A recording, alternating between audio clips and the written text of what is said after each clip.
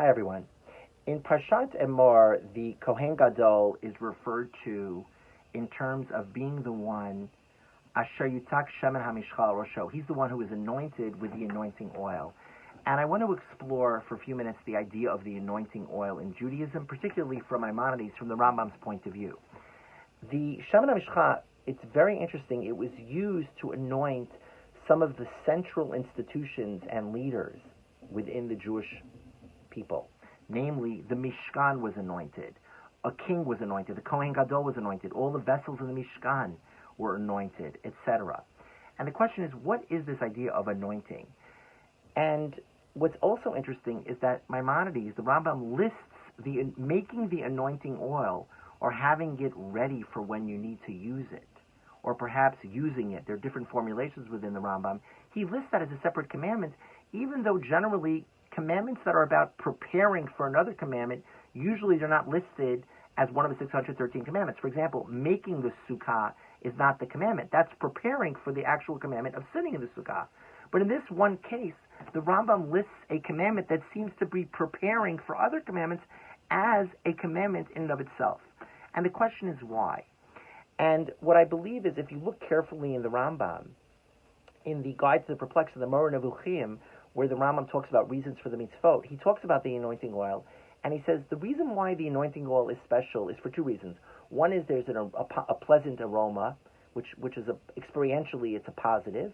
But secondly, anything that you have the anointing oil used for, it's distinguished from everything else. Everybody knows that it's very special, and then he qualifies it. He says, and those things create a reverence for the Mishkan, for the sanctuary, and they create a reverence indirectly for God. In other words, any object or person that has this anointing oil, it's supposed to trigger, educationally, it's supposed to make us shift and say, hey, this person or this institution or this object, the Aron, for example, are meant to really inspire us to have a connection to God. The whole point of the Shemen HaMishcha, according to the Rambam, is really as a trigger to shift our consciousness to be inspired by God. There's nothing inherently sacred about a king, or about a Kohen Gadol, or about the Mishkan, or about any of the vessels of the Mishkan, unless we realize that they're really vehicles for connecting to God. That is the Rambam's view. And that is why in this one unique case, he takes a commandment that seems to just be preparation, and he says, no, this is actually worth being a separate commandment because it represents really what Judaism is all about, which is that understanding that everything that we do is ultimately meant to trigger our consciousness of God. And that is why only in rare and unique instances we use the Shemen HaMishcha to show us that those unique people and institutions are meant to inspire us to have a connection to God. And ultimately, I think that we are supposed to internalize the idea of the Shemen HaMishcha. Even if right now the Shemen HaMishcha is hidden, it says that it was hidden. We don't know where it is, along with a few other objects. Symbolically, we understand what it is.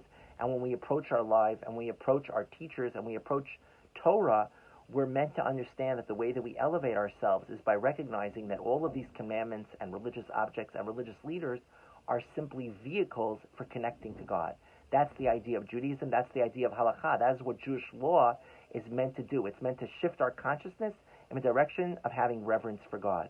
My wish for all of us is that we should be inspired by the idea of the Shemen HaMishcha and by all of the objects and institutions that use the Shemen HaMishcha to have reverence for God and to elevate our lives. Shabbat Shalom.